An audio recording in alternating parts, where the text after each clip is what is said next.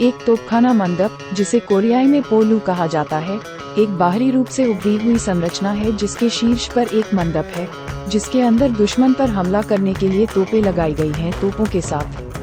Gun tower में उन्नत किस्म की सुविधा है दुश्मनों को महल की दीवार के करीब जाने से रोकने के लिए। महल की दीवार का एक हिस्सा उत्तल आकार में बाहर की ओर निकला हुआ है। इमारतों को सुवोन हवासुंग के गिरोह की तरह ही व्यवस्थित किया गया था। तीसरी मंजिल का आंतरिक भाग गोंग सिमडोन की तरह खाली कर दिया गया था। सुवोन हवासुंग और तोप अंदर छुपी हुई थी। यह विदेशी दुश्मनों पर हमला करने के लिए बनाई गई सुविधा है। निचली 3 से 6 मंजिलें ग्रेनाइट पत्थर से बनी थीं और ऊपरी भाग ईंटों से बना था।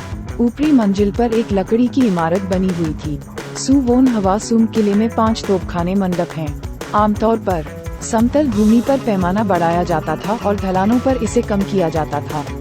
सुवोन हवासुंग के तोपखाने मंडप प्रत्येक मंजिल के विभिन्न आकार और ऊंचाई के साथ बनाए गए थे। भूभाग और आसपास की स्थितियों पर निर्भर करता है।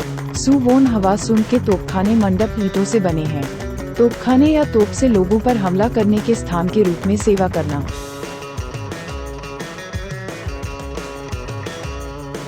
ईस्टर्न आर्टिलरी पवेलियन समतल क्षेत्र पर बनाया गया था, पूर्वी गढ़ I और पूर्वी गढ़ II के बीच। ये पूर्वी बुर्ज 1 के बीच स्थित है, जो 5 गन टावरों में से एक है, और ईस्ट बुर्ज 2 और 1796 में निर्मित जियोंगजो 20।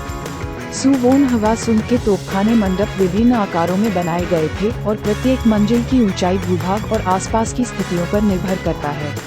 पूर्वी तोपखाना मंडप अपेक्षाकृत समतल क्षेत्र में स्थित है। आसपास की दीवारें ऊंची नहीं थीं, इसलिए इसे छोटा बनाया गया था। यह मंडप 3 मंजिलों का है। निचली और मध्य मंजिलों को दुश्मन पर हमला करने के लिए डिजाइन किया गया था तोपखाने और बंदूकों के साथ। सैनिक आमतौर पर आसपास के क्षेत्रों की निगरानी के लिए ऊपरी मंजिल का उपयोग करते थे।